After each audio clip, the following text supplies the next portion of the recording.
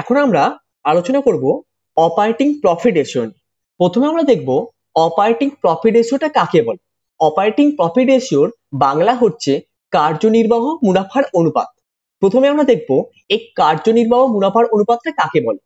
যে অনুপাতের সাহায্যে কোনো প্রতিষ্ঠানের কার্যনির্বাহ মুনাফা ও কার্যনির্বাহের ফলে আগত রেভিনিউ অর্থাৎ নেট বিক্রয় সম্পর্ক প্রকাশ করা হয় তাকে কার্যনির্বাহ মুনাফার অনুপাত বলে।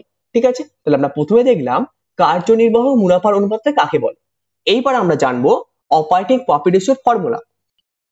Operating profit ratio is equal to operating profit divided by net sales into 100। তাহলে অপারেটিং প্রফিট রেশিওর ফর্মুলা কি? Operating profit divided by net sales into 100। Okay, এইবার আমরা জানবো এই অপারেটিং প্রফিটটা কিভাবে ক্যালকুলেট করতে হয়। এবার জানবো এই অপারেটিং প্রফিট কিভাবে ক্যালকুলেট করতে হয়। ঠিক আছে, দেখো ক্যালকুলেশন অফ অপারেটিং প্রফিট। প্রথমে যে সেলস থাকবে সেটা লিখে দেবো, তা থেকে আমরা কস্ট অফ গুড সোল্ড এবং অপারেটিং এক্সপেন্সেস যে আইটেমগুলো আছে সেগুলো বাদ দিয়ে যেটা পাবো সেটা হচ্ছে অপারেটিং প্রফিট। ঠিক আছে, তাহলে কি বললাম, সেলস থেকে কস্ট অফ গুড সোল্ড এবং অপারেটিং এক্সপেন্সেস যে সমস্ত আইটেমগুলো আছে সেগুলো বাদ দেওয়ার পর যেটা পাবো সেটাকে বলবো অপারেটিং প্রফিট। অপারেটিং এক্সপেন্সের মধ্যে কোনগুলো পড়ে? Administration and general expenses and selling and distribution expenses. Okay, এই সমস্ত আইটেমগুলো কিন্তু অপারেটিং এক্সপেন্সেস আইটেমের মধ্যে পড়ে। ঠিক আছে, এগুলো কি বলে? Operating expenses. Operating expenses. Okay, তাহলে কস্ট অফ গুড সোল্ড এবং অপারেটিং এক্সপেন্সেস গুলো বাদ দেওয়ার পর যেটা পাবো সেটা হচ্ছে অপারেটিং প্রফিট। এইবার এই অপারেটিং প্রফিট আমি আরেকটা উপায় পেতে পারি। কিভাবে পেতে পারি? Net profit plus non operating expenses minus non operating profit. তাহলে operating profit is equal to net profit plus non operating expenses minus non operating profit. এই পদ্ধতিতে কিন্তু আমরা অপারেটিং প্রফিটটা বার করতে পারি। ঠিক আছে, এই অপারেটিং প্রফিট রেশিও থেকে আমরা কি জানতে পারি দেখে নেব। কি বলেছে? কার্যনির্বাহ মুনাফার সঙ্গে বিক্রয়ের যে সম্পর্ক তা এই অনুপাত থেকে প্রকাশ পায়। ঠিক আছে, আমরা কি জানতে পারি এই রেশিও থেকে বুঝতে পারলাম। এইবার আমরা একটা অঙ্কের মাধ্যমে দেখে নেব কি কি ইনফরমেশন দিয়েছে।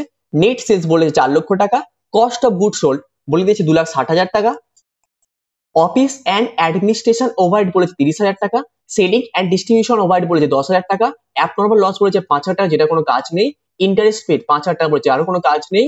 ঠিক আছে, এইবার আমি একটা কথা বলি, office and administration overhead and selling and distribution overhead কি বলে বললাম? Operating expenses. এগুলোকে বলে অপারেটিং এক্সপেন্সেস। ওকে, ঠিক আছে, আচ্ছা এটা আমরা অঙ্কটা করে নিই। দেখো অঙ্কটা কি হচ্ছে, সেলস বসিয়ে দিয়ে 4 লক্ষ টাকা, তা থেকে কস্ট অফ গুড সোল্ড 2,60,000 টাকা বাদ দিয়েছি, অফিস অ্যান্ড অ্যাডমিনিস্ট্রেশন ওভার 30,000 টাকা বাদ দিয়েছি, সেলিং অ্যান্ড ডিস্ট্রিবিউশন ওভার 10,000 টাকা বাদ দিয়েছি। এই 2,60,000 30,000 এবং 10,000 যোগ করলে কত এলো? 3 লক্ষ টাকা। ঠিক আছে, এই 4 লক্ষ থেকে 3 লক্ষ বাদ দিয়ে এলো কত? 1 লক্ষ টাকা। এই 1 লক্ষ টাকা কি? Operating profit. এটা আমরা কোত্থেকে পেলাম? দেখো আমি একটা ফরম্যাট লিখিয়েছিলাম না, এই যে ক্যালকুলেশন অফ অপারেটিং প্রফিট। ঠিক আছে, এই পদ্ধতিগতভাবে মেনটেন করে আমরা কিন্তু অপারেটিং প্রফিটটা পেলাম। ঠিক আছে, তাহলে আমরা অপারেটিং প্রফিটটা পেয়ে গেছি। তাহলে অপারেটিং প্রফিট রেশিও সূত্র কি? Operating profit divided by net sales into 100। তাহলে অপারেটিং প্রফিটটা পেয়ে গেলাম এবং অঙ্কের মধ্যে নেট সেলস 4 লক্ষ টাকা বলে দেওয়া ছিল। তাহলে আমরা ফর্মুলা ফেলে দেবো, operating profit ratio is equal to operating profit divided by net sales into 100। Operating profit কত? 1 লক্ষ টাকা বসিয়ে দিয়েছি, নেট সেলস 4 লক্ষ টাকা বসিয়ে দিয়েছি ইনটু 100, তাহলে এলো কত? 25%। তাহলে operating profit ratio is equal two কত? 25%। ওকে, এই অঙ্কটা ক্ষেত্রে বার করলাম operating profit ratio is equal two 25%।